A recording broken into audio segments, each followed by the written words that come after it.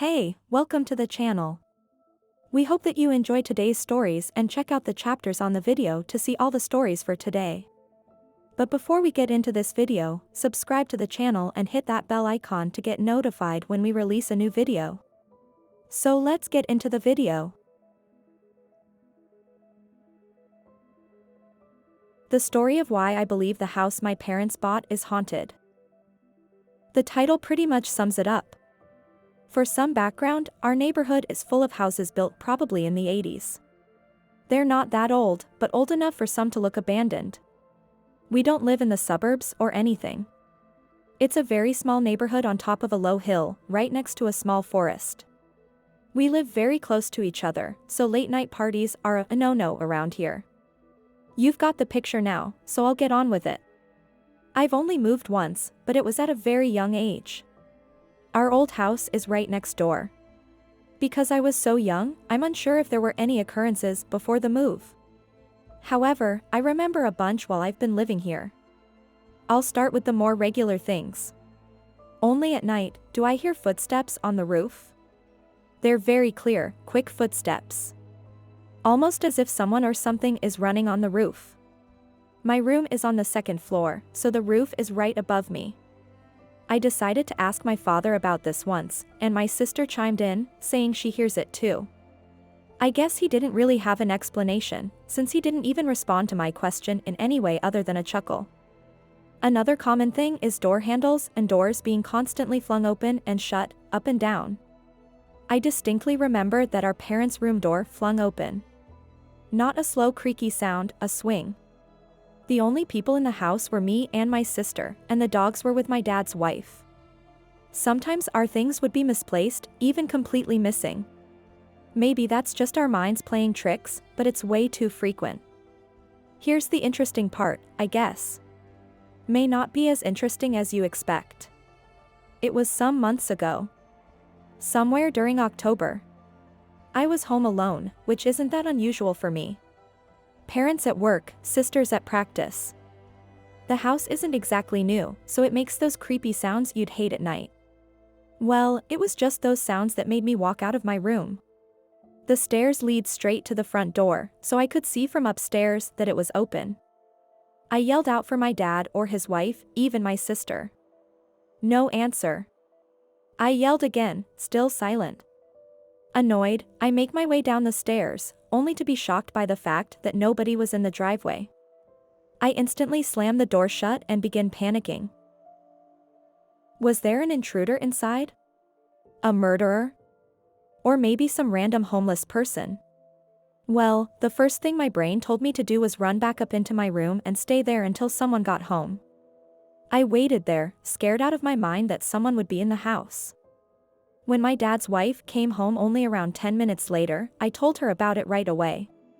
She grabbed a long kitchen knife and started searching the house. Nothing. Absolutely nothing. We checked everywhere, just you name it. The closets, attic, and even the chimney. Nothing. I was frantically sobbing the entire search. Up to this day, everyone swears that they locked the door after themselves. I knew they did because I always check after they leave. Another incident happened way back. Somewhere in the winter. As per usual, the running sound on the roof was happening again. At this point, we'd been living in this house for almost a year. I got sick of it this time and went downstairs to sleep in my parents' room. I still heard it, it just wasn't as loud. Strangely enough, it wasn't on the roof anymore. The sound was slowly making its way down to the side of the house. I freaked out and saw my parents doing so too. They tried to calm me down as my dad went outside to check what it might be. I fell asleep before he came back, so I'm not sure what happened. I've tried asking him, but he won't tell me anything. I still wonder what happened that night. I'd tell you more, but right now I'm just way too tired. I know some of this might sound like some sort of silly nightmares or things I've been imagining. I've thought it was my mind playing its tricks since our family has a history of bad mental health altogether. My dad's wife's side, at least. If anybody has an explanation for any of this, please help me out. Have I invited some sort of spirit? Is it a demon? Or is it something completely different? I don't know, I really just wanted to get this all off my chest. A patient of mine kept seeing the Grinning Man. First time posting on Reddit and might be my last, since I'm not really into this kind of message board thing, but I just had to relay this story and get some feedback. So here goes. I live near San Francisco and work as an LPN at one of the local hospitals. Since we've been short-staffed as of late, I've had to work double shifts for quite a while and often find myself working graveyard. About a month ago we received a patient whom I'll just call Miguel, as all the identification that anyone has found on him is a pair of worn dog tags. Miguel was found about 20 miles off the coast, just floating and flown in after being rescued by the Coast Guard. He was sunburned and severely dehydrated. He was wearing one of those green flight suits, and as I said, the only identification we found was a pair of dog tags. Miguel was delirious and for the first 24 hours couldn't speak at all, but he quickly stabilized. He was assigned a bed on my floor and was one of the patients I attended. Even though Miguel was stable, he was far from comfortable and would often have panic attacks, ringing for a nurse. When any of us would rush in and ask what was wrong, Miguel would just be staring with his eyes wide in fear and would only ever repeat, "He keeps smiling at me."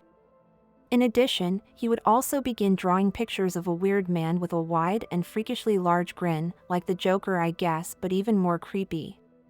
We tried to keep Miguel calm, but often he would refuse to go to sleep. We never could get this man to speak more than a few words, and we looked up the name we found on his dog tags but couldn't find anybody living around in the area that matched. The real fear on Miguel's face just gave me goosebumps and I couldn't get him out of my mind. Now as an LPN, I've seen some strange things and dealt with some very odd patients, but nothing quite like this. After about 7 or 8 days, Miguel was checked out of the hospital by some military guys. My brother-in-law was in the army for a good number of years, so I know what the uniform looks like, and these guys that checked Miguel out were decked out in full dress greens, I think you call them. Didn't give any background or how they knew Miguel. They just produced some official-looking papers and told us that they had the legal authority and that Miguel was coming with them. The hospital had no grounds to hold the patient, so he was released. The military guys took everything, including all the drawings Miguel had made. Afterwards, I did some research online and found that Miguel's drawings strongly resembled what some people call the Grinning Man. This was honestly one of the creepiest encounters I've ever had working as a nurse, and Miguel is a patient I probably will never forget. I sincerely hope he's okay wherever they took him. If you're enjoying today's video, smash that like button and consider subscribing to the channel for more videos and interesting stories. Now let's get back to the stories of our lives. Random palm print of blood. Yesterday, I was cleaning my bathroom. I have a pattern where I put the bathtub scrub in the tub and walls, let it sit while I wash and rinse the sink, then I go and rinse the tub, wipe the outside of the trash bin, yada yada. So, after I finished the sink and counter, I turned my back to it and did a good rinse of the tub. When I turned around, there was a left-hand crescent palm print, like along the outside from mid-pinky to heel, of blood on the sink counter, with a fresh wet drop in the center of it.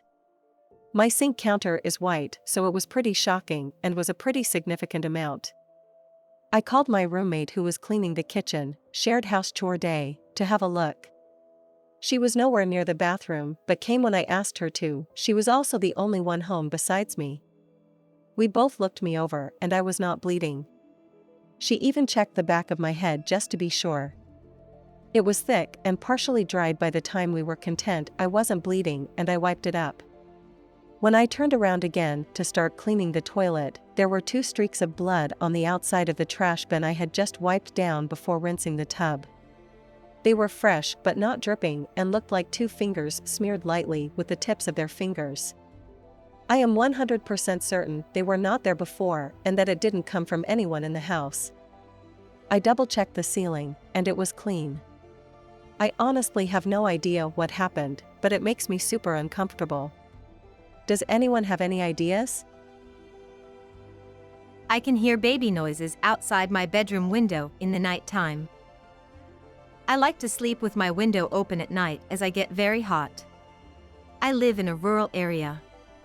None of my neighbors that live within hearing distance of me have young children, the youngest being in grade 4, I believe. Lately, I've been hearing babbling and other faint baby noises. I tried to record it, but too faint to be picked up on my phone. I can't see anything outside of my window at nighttime. Once I got my boyfriend to hear it once when he stayed over, but we both just kind of were like, okay, that's weird, but who has a baby outside at 1:30 a.m. in the winter? Are there any animals that would be able to make those baby noises? I doubt anyone has died here as the area was just developed.